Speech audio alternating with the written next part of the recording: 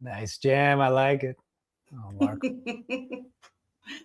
Hi, everyone. Welcome on another episode of Appetite for Collectibles. Today's episode is actually dedicated to one of my really good friends, Mark Wallace, who tragically lost his life last night to cancer.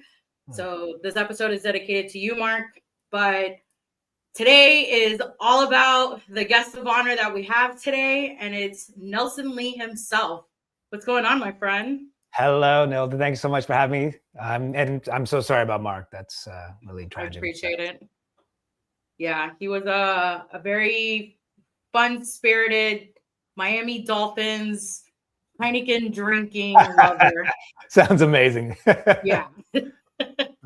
But how's it going, my friend? It's the new year. How was the holidays for you? It was good. It's like really relaxing because I really needed that. Yeah, I just kind of chilled out with my wife and saw some friends, and yeah, very, very low key, not as Yeah. stressful. Yeah, trust me, I did the same thing. We were like at home, super low key, and watching the Stranger Things finale, like Oh yeah, just going nuts in the house. yeah. I'm still way behind on Stranger Things. So, but you can spoil whatever you want. I'm Oh no, far too you're behind. you're not missing much. I know like today people were thinking that there was gonna be like a secret Yeah, episode. I They were read that. I yeah. read that. Yeah. And like the all the online theorists were like going crazy about it. So it was kind of actually funny.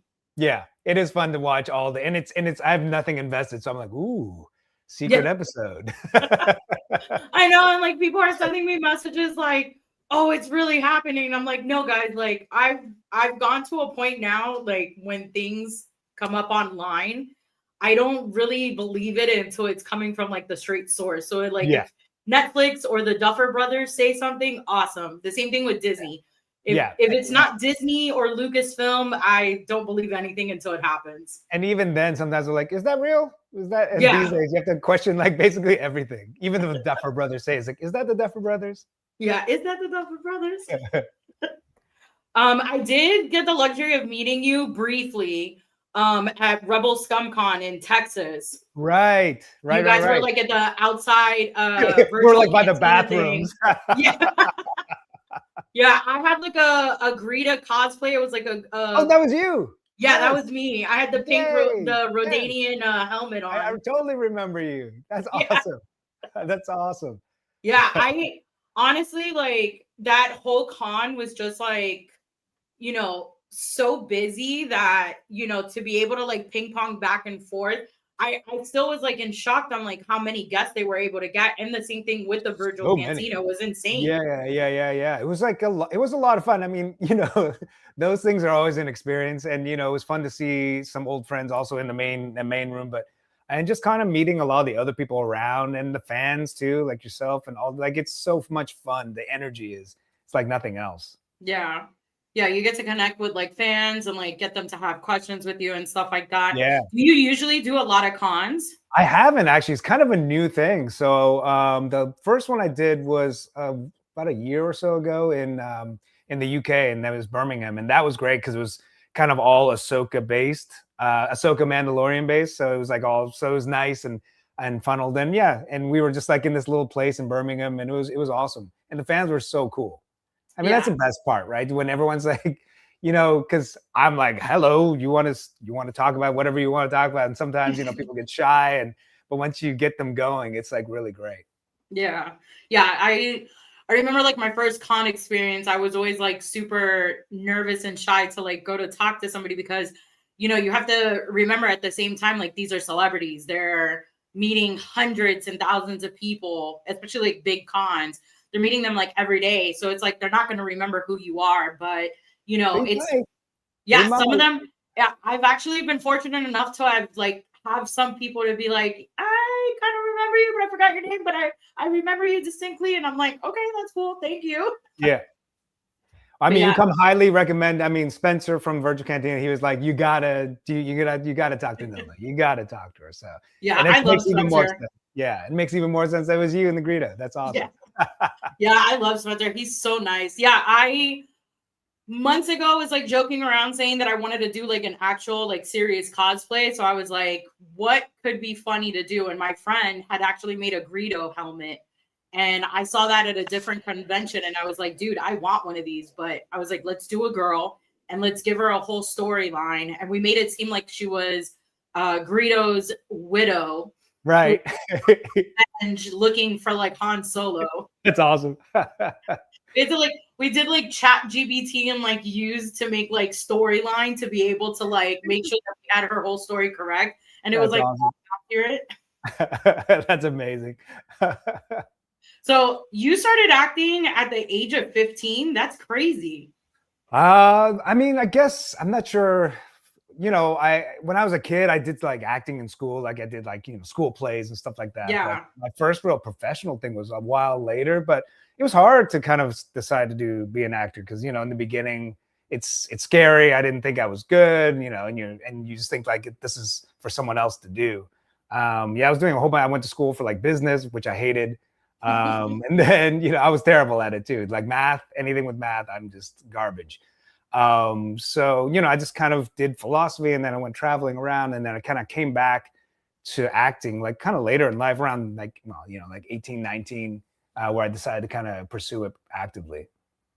That's awesome. Yeah. So basically you kind of had to like go find yourself in order to like, I know I hate saying exactly that, but it was basically me going and, because I was just thinking like what brought me joy, and I was thinking about performing in front of people, like doing plays and stuff like that. So I kind of decided to, take the leap and went to New York and went to acting school. Nice. Yeah. New York is always I feel like New York and California are always the go-to places to go. Yeah. And for, different, it has different kind of, and these days it's completely different. But back then, you think about New York, you think about theater, you think about California, Los Angeles, you think about film and television. Although now that world, they're just completely blurred. It's all the same now. Yeah. Yeah. Now I see this beautiful collection you have in the back. Yes. Obviously you're a nerd just like us. Yes. I mean, it's it's all the stuff I couldn't have when I was a kid, basically. Especially, the Voltrons and the Macross stuff. Like Voltron particularly, I remember I got like frostbite on my ears because I was trying to go to my friend BJ McKelvey's house because he had a Voltron and it was like a storm in the east coast of Canada. And I got like lost in the whiteout and I basically just like gave up and like sat in the snow. And like an adult found me and then it's like, where are you going? I was like, I'm trying to find BJ McKelvey's house. He brought me over and then I had like frostbite in my ears, but I was like, let me play with Voltron. But yes, that was the beginning of all of this. And of course, Star Wars was a huge thing for me as a kid. That's awesome. What is the most rarest collectible you have in your little collection? And well, I'm not saying it's you got the other side. It would be it's up there. It's like the original parts Obi-Wan lightsaber. It's a beautiful thing, and all these. It's a crazy slippery slope. We meet some of the awesome people in the community who like introduce you to the vintage world because you start out just getting like the Disney lightsabers and whatever else, and then you get into the other higher end stuff like the Corbanth, and then you start getting the vintage. You're like, no, but it's amazing. It's so cool. Yeah, just to have stuff that people like Roger Christian to design way back in the original days.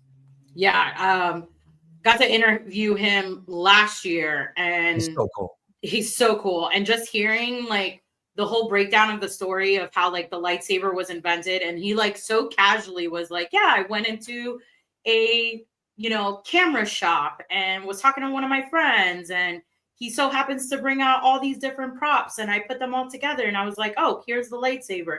And you just said it so casually. Yeah. Well, I mean, the crazy thing is like what makes, that the Graflexes were just these camera flashes. And the Obi has all these like, parts from, balance pipes from like Rolls Royces. And they have like a stick knob.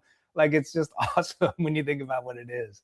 Yeah. He was saying like they were ripping out parts from like different cars, airplanes. Yeah. Ripping out the leather from like old planes.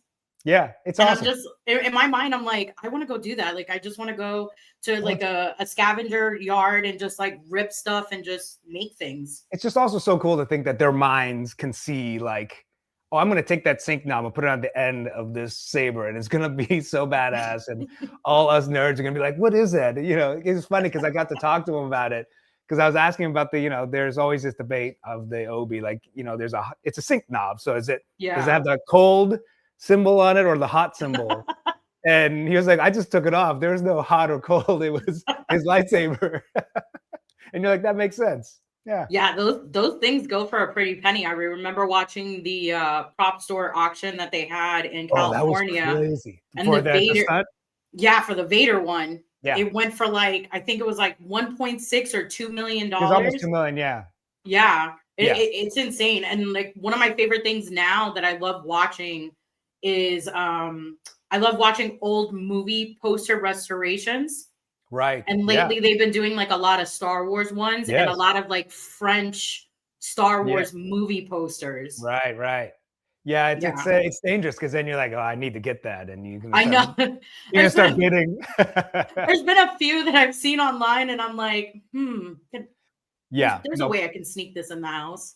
yeah. Prop store is an evil organization that wants you to just spend all your money. That and SWU, Oh, the yeah. other auction store, they're always like, oh yeah, you could start a bid for $5 on Samuel Jackson, Oh, yeah. signed Funko Pop, and then you see like what they go for after the bid, and I'm like, damn, I should have done it. Yeah. I know. But it's dangerous. Before you know it, you're just like bid. You win. No. Now I do want to talk because I know like Marvel's been a big talk for the past like couple of weeks now. So you were in the Blade series. I was. How was that? Yeah. It was awesome. I mean, that was like 2005, 6. I mean, we were like arguably the first Marvel television show ever. Back before Marvel was Marvel, it was still, Marvel Studios didn't exist yet. Iron Man hadn't come out. It was just Avi and Ari. And yeah, it was really amazing. And I love that content. Like Blade was such a cool character. The show, we were like on Spike TV. So it's like, I always think about what would happen if like Netflix existed back then, but yeah, we were on Spike and, we had a good run and it was a lot of fun. And the cast was great. And just getting to kill vampires all day was so badass. It was so cool. I know you say like the show was probably like the first Marvel, like non-canon series. It was funny. I started watching Blade 2 the other night. Yeah. And I was just like, people have to be kind of thankful to the Blade movies because even though they weren't canon, but it was like the first introduction to a Marvel character.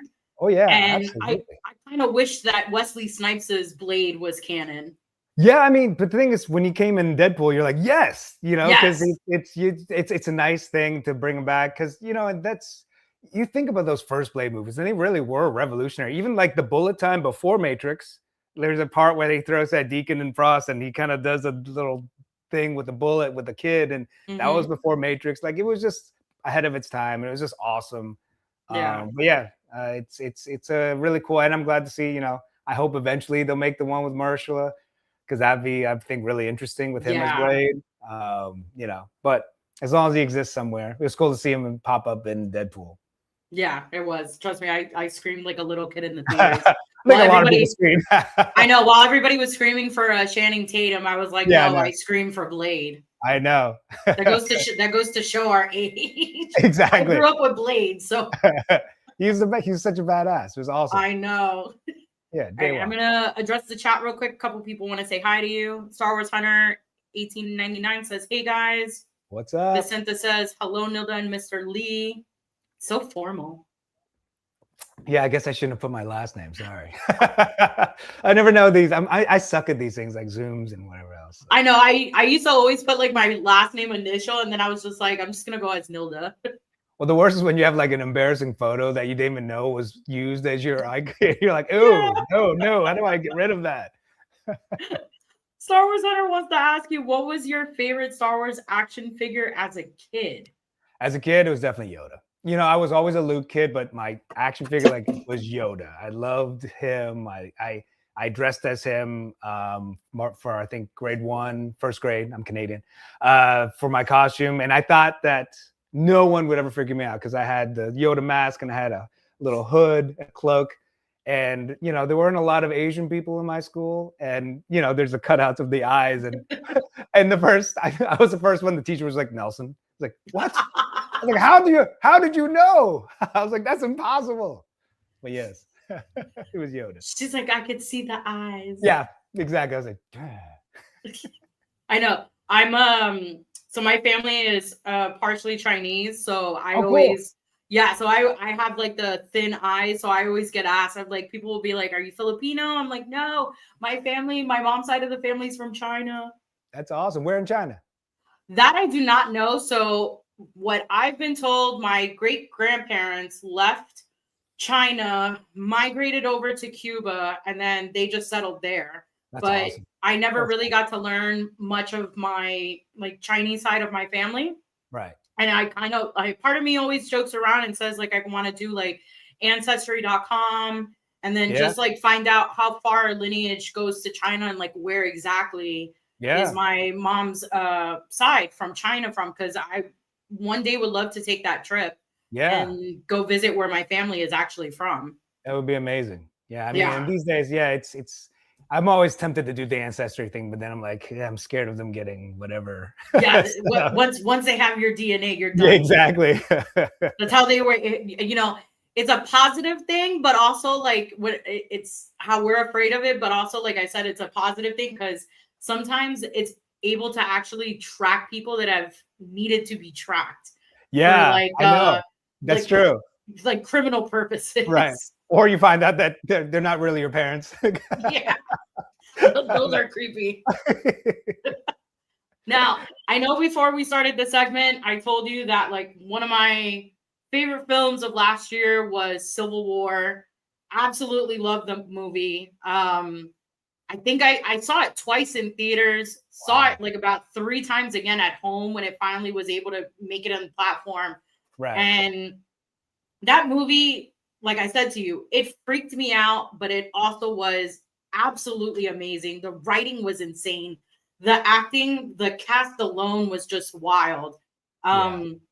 How was it like getting that role to be in that movie? I mean, it was it was definitely like a pinch me moment getting to work with a genius like Alex Garland and the genius cast, Kirsten Dunst, Wagner Moura, Kaylee Spaney, and obviously Jesse Plemons and everyone else in that film was just immense. It was such a beautiful film, and it's the coolest thing about it is you think that it's prescient because of what's happening now, but he had written it well before everything had happened in our current political thing. But and the crazy thing is seeing how many things completely mirror. We were talking about it, how fiction and real life completely just mirror each other right now. But yeah, it was such an honor to be in that film and to watch Alex work and that scene that we did. I mean, we shot that scene all day from beginning to end over and over again for like 10 hours without any coverage, like, and you never knew where the cameras were usually shooting, so it was like this immersive experience that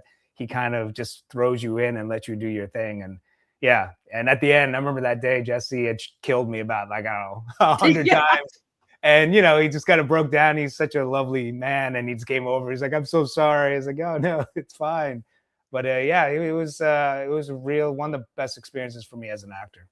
Funny. People always say that Jesse is like the sweetest guy, Yeah, to me. But me, like, he terrifies me. He was in one of my favorite shows, Breaking Bad.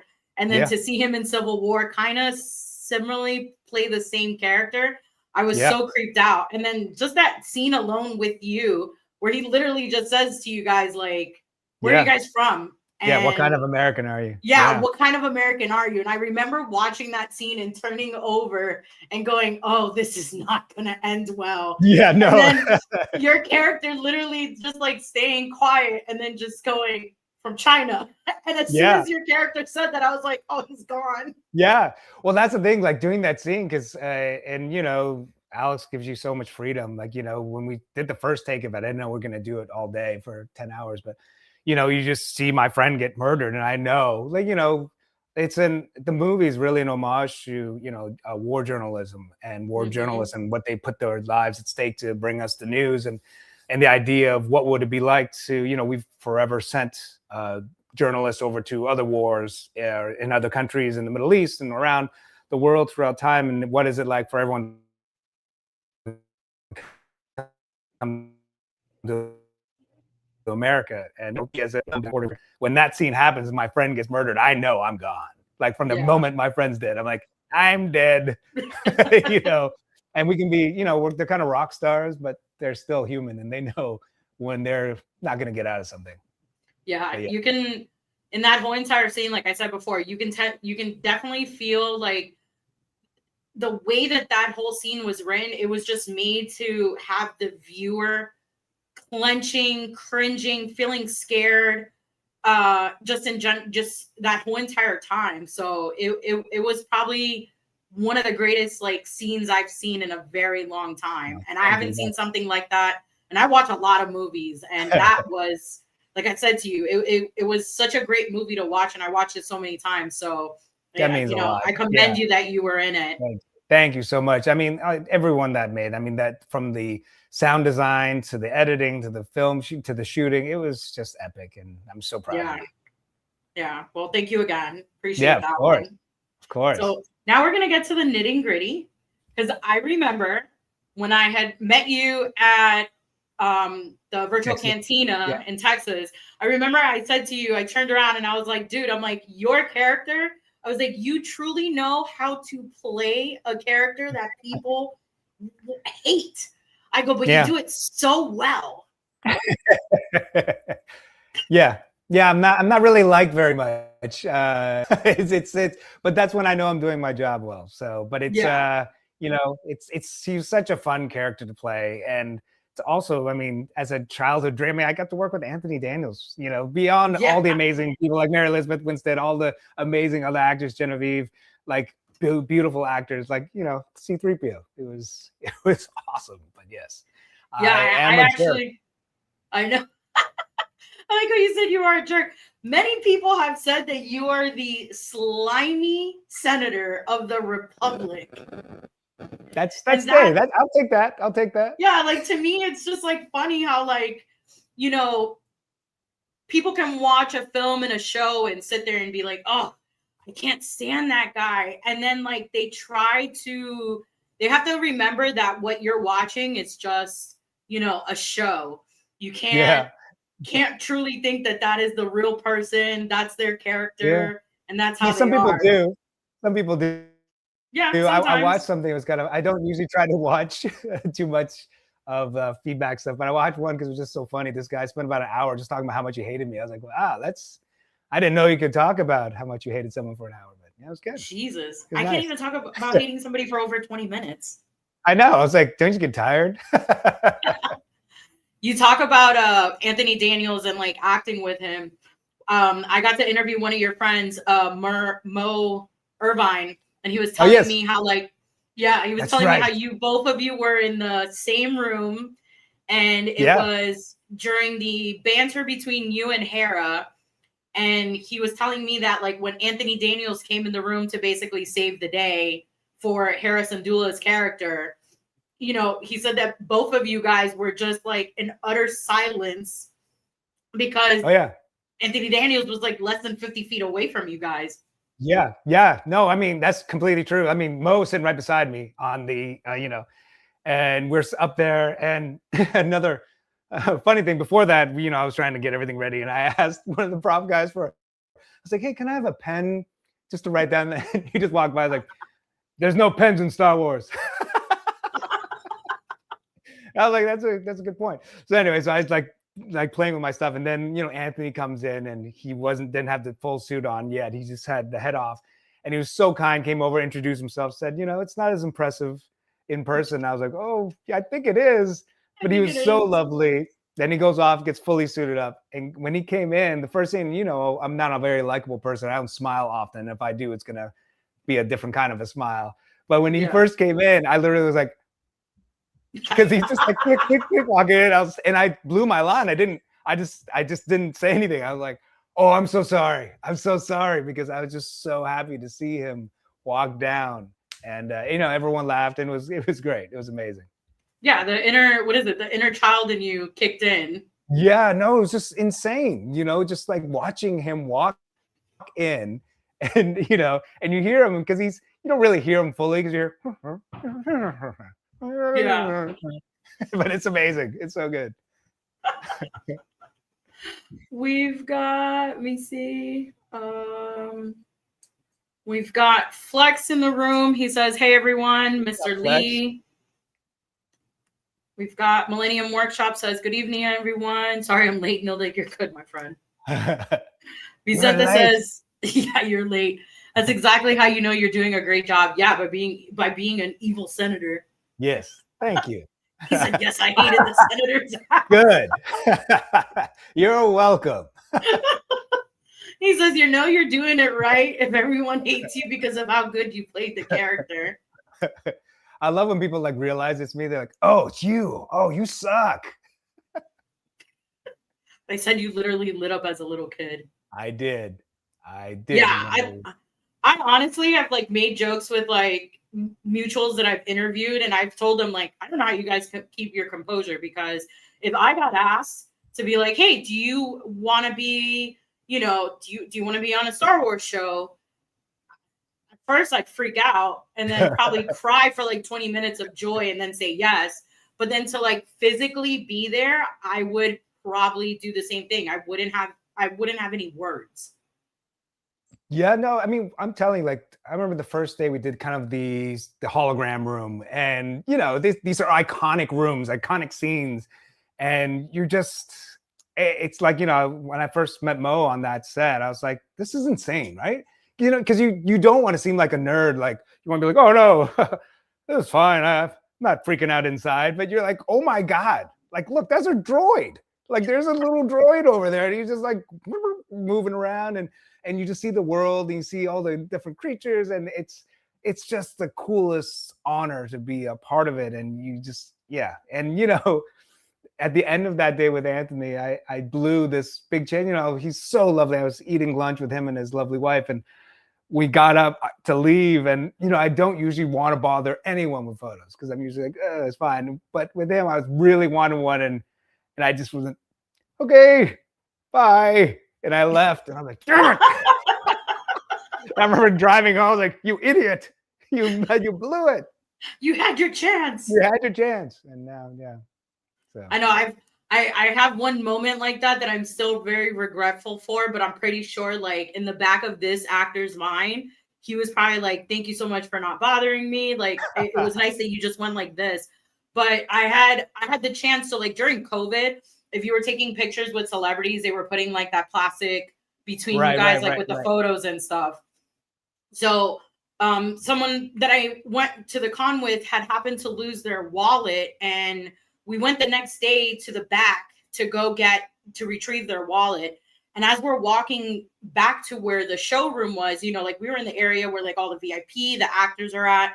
So as we're walking back, I had the day before had taken a picture with Hayden Christian, but it was with the plexiglass. Right. And he was kind. He made fun of like all the fans that came and took the photos with him. We were like, oh, use the force, like trying to break the glass.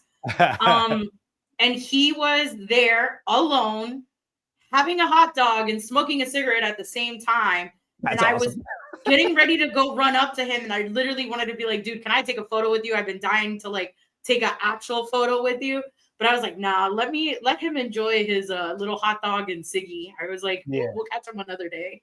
That's awesome. But here's the thing, though. I'm sure he would have been totally fine if you had gone up to him, because first of all, he's Canadian, so he's cool. I think that's the thing. I think you always think that you're gonna be a bother, and you're not, because it's an awesome thing to have a fan come up and be like, hey, can I take your picture? It's like, yeah, of course. But I did the same thing as you. I was in the car and I was like, damn it, I had that moment and I ruined it. See, now I just want a hot dog and a cigarette. I just want a hot dog. I was literally just telling my significant other the other day, I was like, hey, I know we're talking about going to New York, but can we just dedicate like one whole day just getting hot dogs? And he was like, what? I was like, I just want to go to Manhattan. I want to go to Gray's Papaya, and I just want to eat hot dogs for like the whole afternoon. And he was like, we could do that. Did you do it? No, not yet. I think we're planning to go like in March. Yay. Gray's Papaya. I want to go when the weather's a little bit better. Yeah. Right now it's a little gray and cold and dreary. Yeah. Yeah.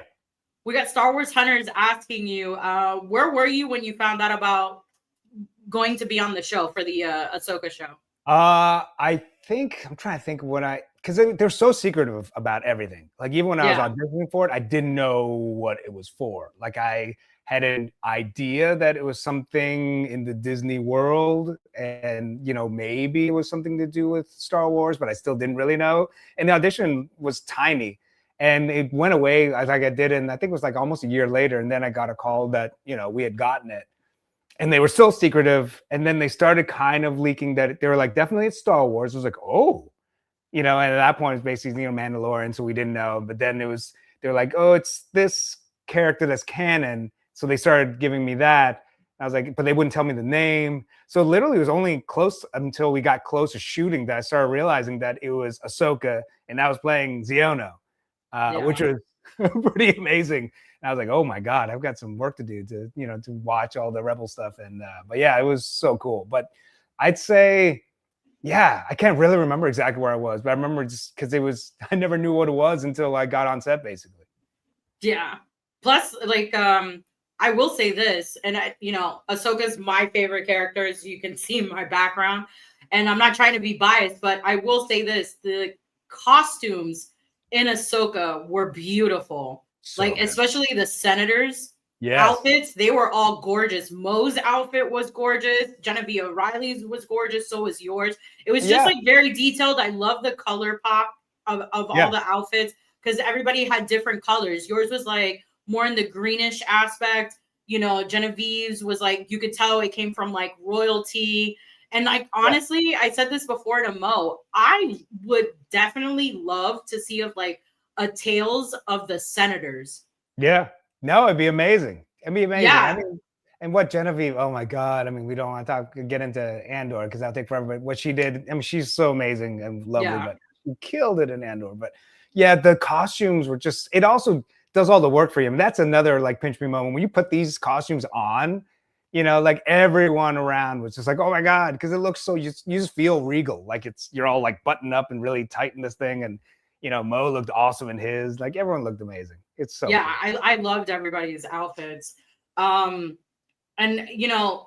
going back to like we were saying, how like you get into character, how you are with me right now, and then seeing you on Ahsoka, and like on Ahsoka, you are no smiles, you are just straight business. You're shutting down Hera the whole entire time. I know. And I remember watching this show, and I watched it like as soon as it came out. Every day was tuning in live, watching it.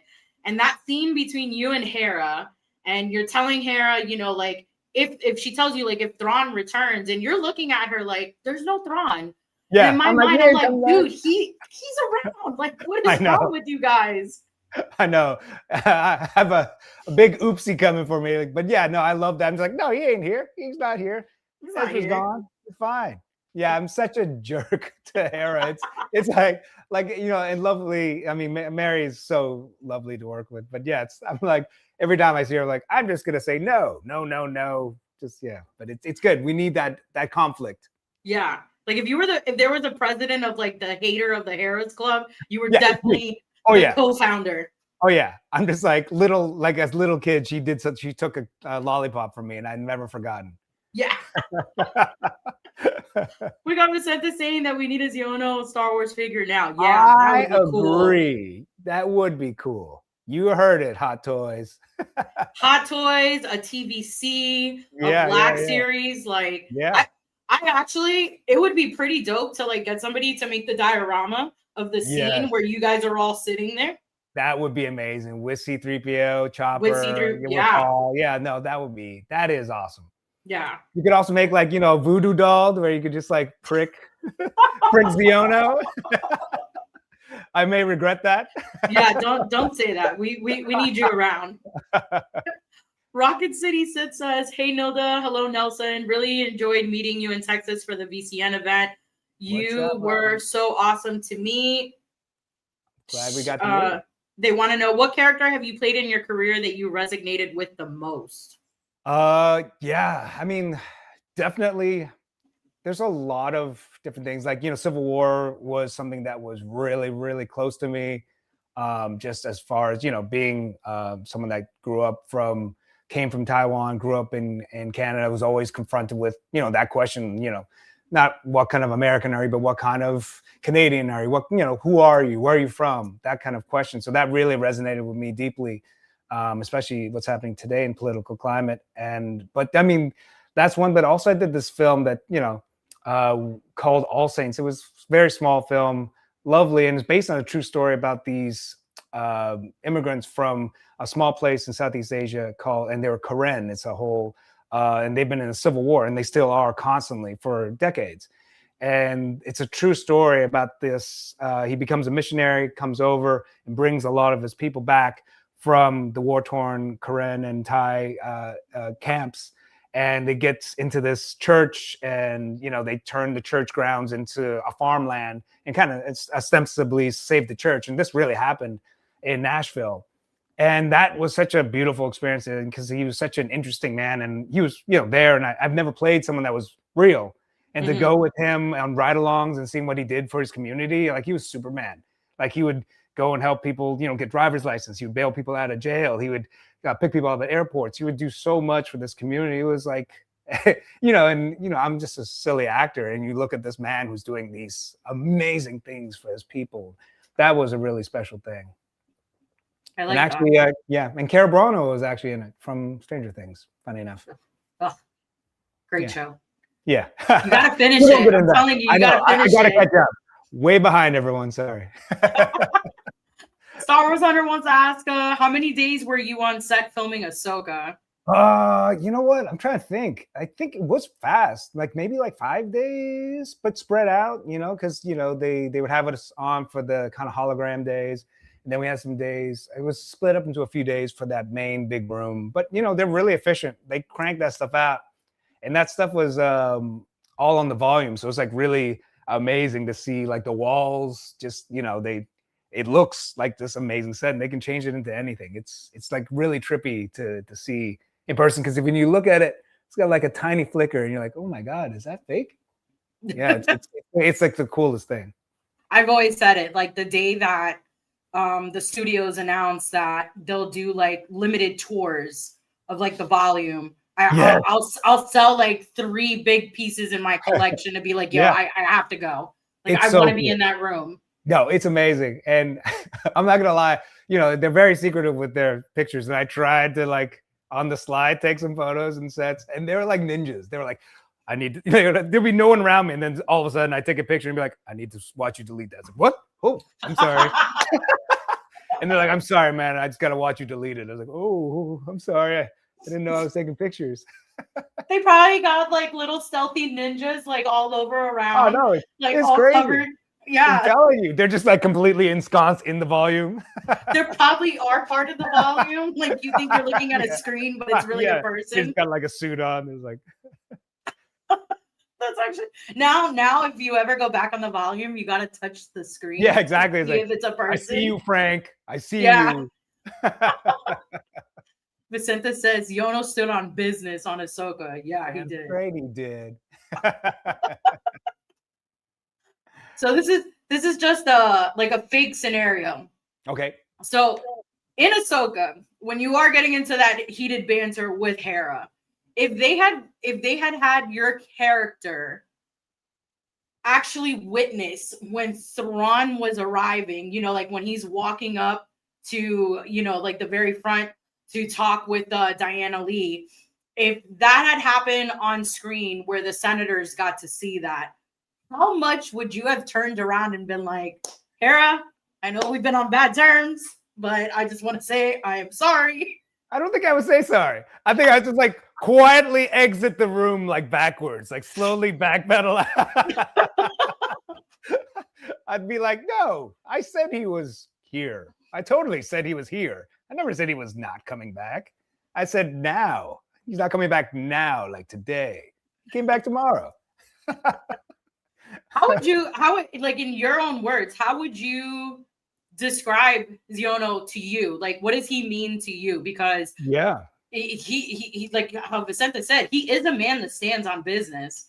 Yeah, and here's the thing. I mean, like, I think most people like Xiono. He's a politician. He's power hungry. He's self-absorbed, but at the same time, you know, as we know throughout in canon, you know, when he has a son, you know, he's a decent father. He's just trying to keep his son out of trouble, you know. But I think you know, he can be blinded like a lot of people when there's a thing that he wants really badly. He wants to believe.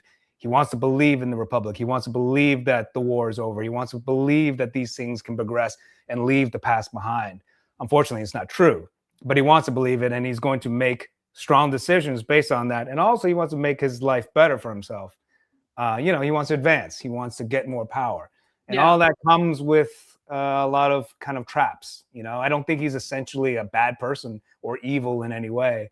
Maybe not the funnest guy at a party, but you know, he's driven. He's driven, and he's got goals that perhaps blind him. But yeah, I think Xiono is the most typical politician you could possibly. Yeah, absolutely. He's the most typical politician. You know, it's not about being power hungry, but it's just like, you know, you're fulfilling a dream that you get, and now you're like, wow, I want more. And yeah, of course, you know, you get to step A, now you want step B. Yes, and I feel like that's what his character is. Yeah, absolutely. And when I see someone like Hera, you know, she's an obstacle to something that I want. Yeah. She wants to live in the old world. She wants to live in the war. She wants to live in the rebellion. I'm like, it's over. Come on. Let's move on. Let's have prosperity and peace. And I know that even deep down it's probably not true, but I do better. My business, it's better for my business if it is. Yeah. Yeah. So we got Rocket City Sith asking, also, I have to ask, since I see a Voltron fan, what is your favorite lion and pilot? I mean, it's tough. I mean, obviously Black Lion is the best lion, but you know, I've always loved kind of Pidge and, you know, the Green Lion. It changed. Sven is also great. Obviously Sven leaves later on for the princess, but yeah, I love Voltron. It's the best. But yes, little nerdy Pidge with the glasses is a cool pilot. I always thought it was cool that he could be one of these like badass pilots. We got Rex asking you, did you steal any props from the show? I swear, everybody that has been on my show, we've asked that. Like, did you steal anything? No, they're very good. Like I talked about the ninjas for the photos. If I tried to take a prop, they would just be like, I just wake up like, yeah, give me back the prop. Where is it? I honestly think you guys should be giving like your clothes, like whatever was your outfit for that day. Yeah. You would just have to sign like legal documentation saying like you're not allowed to sell it. You know, you will try to, you know, keep it in a way where like it doesn't get stolen or anything, that you're not held liable for it. But like they should at least give you one prop of yours. Yeah. I agree, but the thing is, I get it. They need to like keep all this stuff, you know, in storage and warehouses. The sad thing is when sometimes, like I did this show called Stargirl, had this like really cool costume for Dragon King, the character I played, and I was like, "Can I have that?" But they're like, "No, we gotta destroy it." And so it's kind of, you're like, "No, can I have just like the hood?" But yeah, no, it's like rules, and who knows? But you think at least it'd go to like a museum or something, but. That makes me sad, destroying them. Or like donate them to the guy. His name is Stan Sweet. He has the Guinness Book of World Records for the largest Star Wars collection. Right. They're gonna destroy it or just not give it to the character themselves. Like put it in that guy's shrine. So at least like one day you're like, I want to go see my costume. You can go. Well, you always think that you're gonna get these things, and it's very hard like to get anything, but I think I watched an interview where Diego said that he stole his blaster, or maybe it was gifted to him. Might have been gifted to him from Andor, but then he got caught with it at the airport, like a gun, basically. But I would have cried. Oh yeah, no, I wish I. Well, that's the thing. Unfortunately, Xiono didn't get a lightsaber, so I was like, Xiono didn't even get a pen. I didn't get a pen. Which is weird. I'm trying to come on, Lucasfilm, make this make sense. How is there no pens in Star Wars? Because there's no writing, there's no paper. It's all bloop, bloop, bloop, bloop, bloop, bloop. But yes, it's all like dials and knobs, and it makes sense. But it was funny because I was like, oh, my favorite thing was the way that he said it. He didn't even look at me, he just walked by like, there's no pens in Star Wars. He was probably It was like, great. "You idiot!" Yeah, I was like, oh yeah, I'll just touch screens and boop, boop. Boop, boop, boop, boop. Exactly. Like in the old, like in the vintage, in the OT movies, you see the Oh guys yeah. like using the computers, and Oh, they're literally absolutely. just like pressing the same Yeah, buttons over and yeah. over. And that's the thing. When we're on those sets, it's very hard not to like just flip switches and turn knobs. It's very tempting. It's so cool. That sounds It's the cool. coolest. It's the coolest thing. Funny. I got two questions of the same thing that I told you that I was not gonna bring up.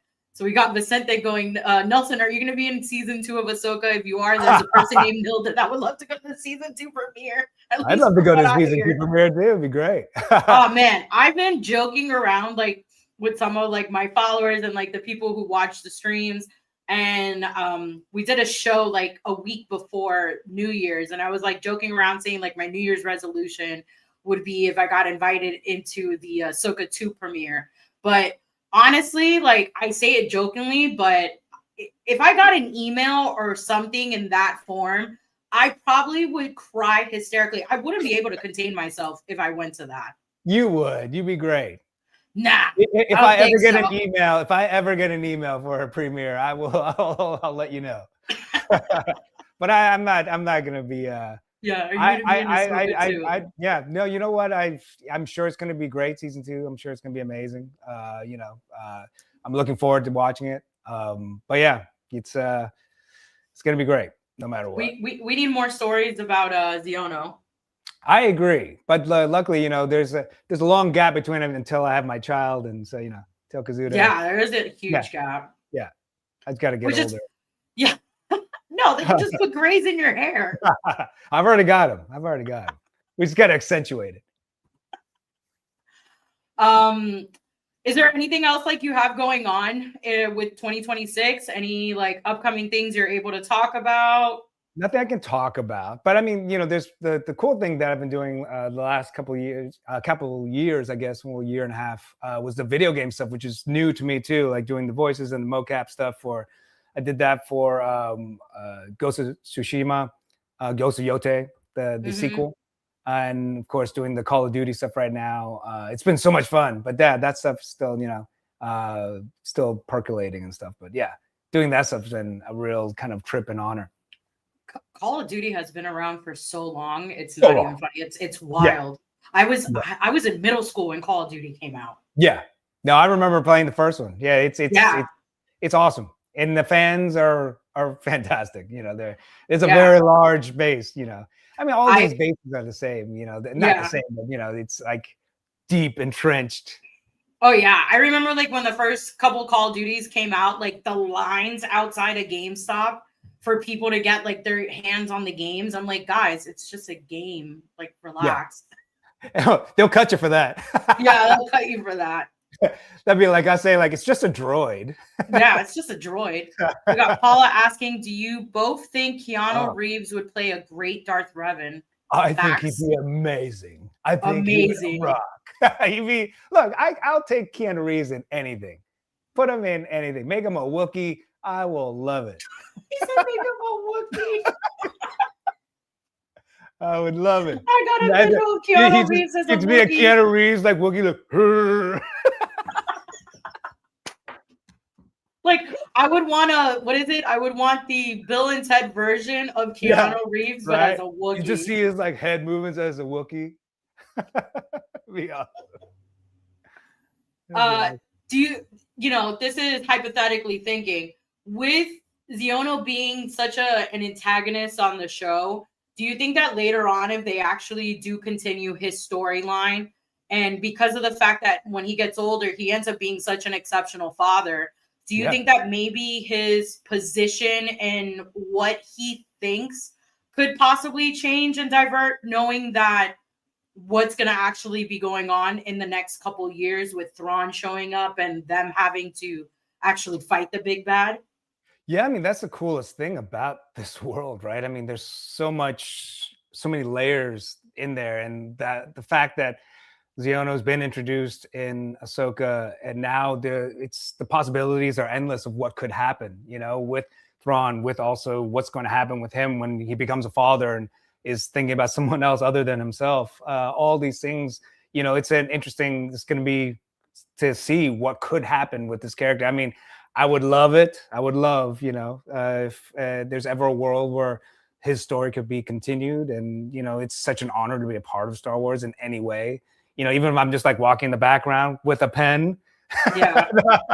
I gotta figure out a way to like do your, I've done them before. I gotta figure out a way to like do your video where you are in your senator chair and try to see if we can put like a pen. So it makes it seem like you're writing. Yes, exactly. It'll blow everything. They're like, no pens. No pens. I know, like for the longest time, everybody was saying like there's no sunglasses in Star Wars, and then Andor sunglasses appeared. Yeah. You're like, well, okay. There's no sunglasses except for Andor. And Thrawn came back. Oh my gosh. We got my friend Rex. He's been like on this kick. He goes, since you're in Hollywood, can you pitch my movie idea? pod racing movie, but with Fast and the Furious storyline. Let's do it, man. Funny enough, I live right by where the Fast and Furious was shot. So like Bob's, like that place where they all work, and there's like people just come over here and just do like donuts all the time. And the Fast and Furious house is right here too. So oh wow. Yes, so I'll go there and pitch it. I mean, that'd be cool to just have pod racing going there on the street too. I mean, it's not like pod racing, and by the end, Fast and Furious had some crazy stuff. Like, didn't The Rock kick like a submarine torpedo at one point? I mean, yeah, didn't they go to like space for a little bit and come back? I think. Yeah, I think it's pretty awesome. So I think their next one is gonna be like they're gonna be in Jurassic Park land. Yeah, I mean, it's not impossible that that idea could work. Yeah, I'll pitch it at my next big meeting. You can co-sign it as long as I get a pen. Yes. Get this man a pen. And a lightsaber, or a lightsaber pen. Now, we definitely have to get you to go to more cons. We got to get you to come to Florida. That would be fun. Yeah, I would love that. It's a new world for me, so it's fun, and I'm totally open to it. Like getting to hang out, that's a fun thing. Getting to hang out, meet people like Omid. I don't know if you've talked to Omid from Mandalorian. He's an amazing actor, amazing person. Yeah, he's Diana. So nice. Diana Lee is just the best. Like all these, they're getting to hang out with them. That's, to me, it's the fun thing about going to these cons, meeting them, meeting the fans, and just, taking it all in. But yes, I would love to do more. Crystal says, looks like Nelson is a Star Wars nerd as well. Very cool. Yeah. Yeah, he's got some lightsabers, Crystal. I've got some more. It's scary. You should do a YouTube channel and start like showcasing your collection, or do it on like your Instagram page. I know. And then get robbed. No. Yeah, that's one of my biggest fears every day. I'm always like, I have a PDF file with my whole entire collection. So like, wow. I know where stuff is. And like, since we just recently moved, I've actually been like finding more things that I didn't know I had. So I'm like running to the computers to like input it. Like the other day I found, and I made a video of it. I found an original 1995 Star Wars trilogy VHS set. No.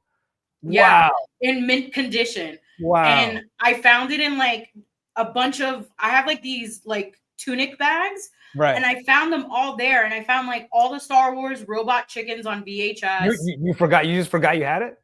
I just forgot I had it. That's awesome. And the whole entire time I was like, wait a second. I was like, what other more stuff did I forget that I own? So I'm in the process right now of building my podcast room. Like all my stuff is arriving tomorrow, like the furniture. I'm going to try to build like the Death Star panels on the walls. Nice. Yes. And once I do that, like I'm going to start shifting everything over there. But I know for a fact I'm going to look through some of these things and be like, I didn't know I had this. That's awesome. But that's the best. That's also when you're like, oh yeah, like you have so many things. Like my closet is just like full of boxes and just like other sabers and other toy boxes, and it's crazy. Yeah, with the boxes, I what is it called? Like I fold them down. Oh, you do? So okay, like, yeah.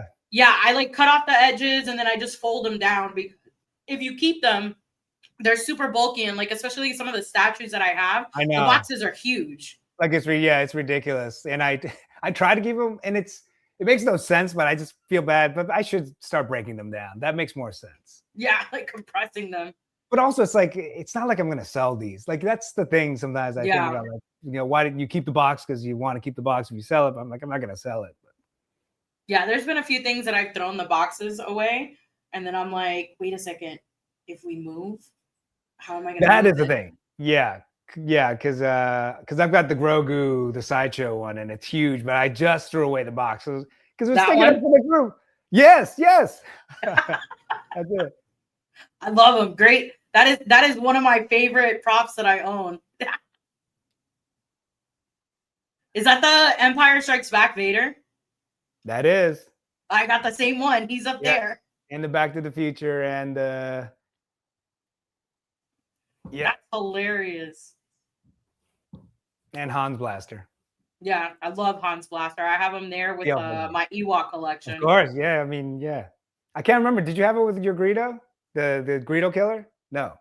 Yeah, so I got it from a third party, but I got another. I bought from a third party a Han Solo blaster and then painted it like really quick because I was on like a crunch time because I was trying to do it as fast as I can. I was trying to also cosplay like a female Darth Maul, but I didn't get it's called the EVO foam. I didn't get it in time. I was trying to do like the mechanical legs.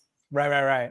Wow. But I didn't get them in time, and I was going to do that for Rebel ScumCon, but my room, I was rooming with somebody that day, and my room was a disaster. There was pink painting everywhere because like the Greedo, you literally you had to cover all this. Right. And I totally forgot that the VCN show, like the Cantina show, was outside. So like it was hot. Oh, and I was in that Greedo thing, and I felt bad because Diana Lee's like, put the helmet on. I want to take a photo with you on. And I'm like, damn, it's hot. I was like, but it's okay. It's Diana Lee wanting to take a photo, so I put it on. Diana Lee's the best. And of course, she was super nice. My son, that candy, it was fun, but it was hot. It was hot. It was hot out there. Like we were just melting. Yeah. Vicente said, would you do more voice acting? Love to. It's so much fun. To me, like doing voice acting, it's like it reminds me of going back to acting school, especially like doing the mocap stuff because you're on this stage like another volume and you're doing like you've got a block and that's your horse or that's your car. And it's just playing make believe again. And I love doing it. It's so much fun. Yeah, I could see that. I could, like I said, even if they don't do like a lot, like I said, if they do like Tales of the Jedi, Tales of the Sith, I would love to see, stuff about the Senate, Tales of the Senate. I even made like a fake logo of it too. Yeah. But awesome. Even if like they didn't bring you back to do, the live action, if they do the animated and have all you guys just do your voices for your character, that would be great. Because, overall, like in all these Star Wars shows we've ever seen, we've always seen like the behind the scenes, like, the Sith, the Jedi, all the grunts. But we've never really seen what's been going on, like in the Capitol. What is it that they truly know that they are lying and not fully telling us? Yeah, absolutely. And you see some of it kind of seep out, especially during Andor. But I mean, the Senate is, their hands are deep in a lot of stuff, and it would be really interesting to kind of flesh that out. And it's when you look at what Palpatine was able to do, all those things, it's through the Senate, through as Chancellor, and all those. It's these political maneuvers that it would be really cool, totally, to explore, especially on different galaxies. And it's just awesome. It's endless. Oh, yeah. It's endless what you can do with Star Wars. That's what's awesome about it. It's just like the cool. It's like you're like, oh, we could do this, and you could just make a small portion of it. Yeah. Crystal asked, any cons lined up for 2026? We don't know yet, Crystal. We're trying to figure that out.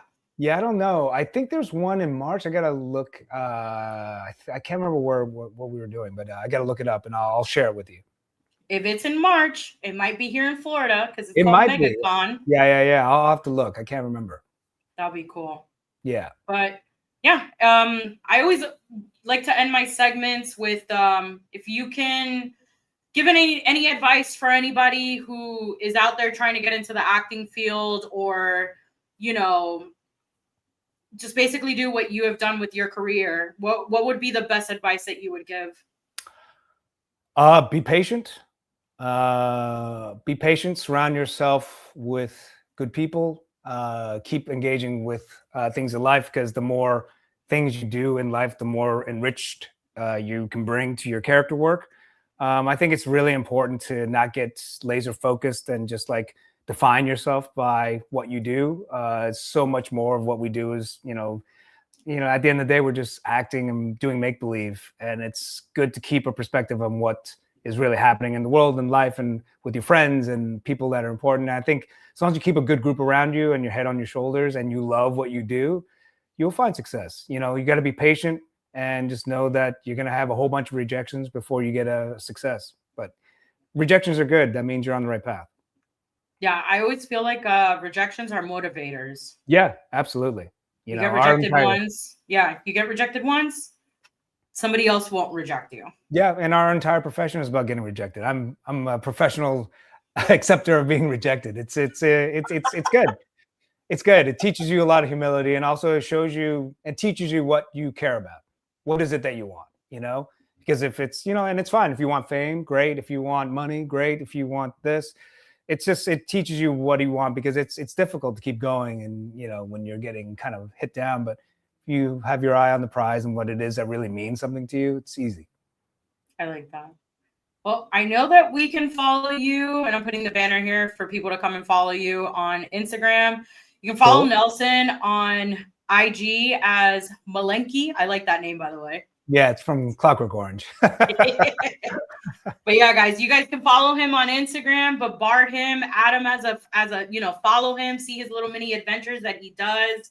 And yeah, you guys can tell him how much you like Xiono.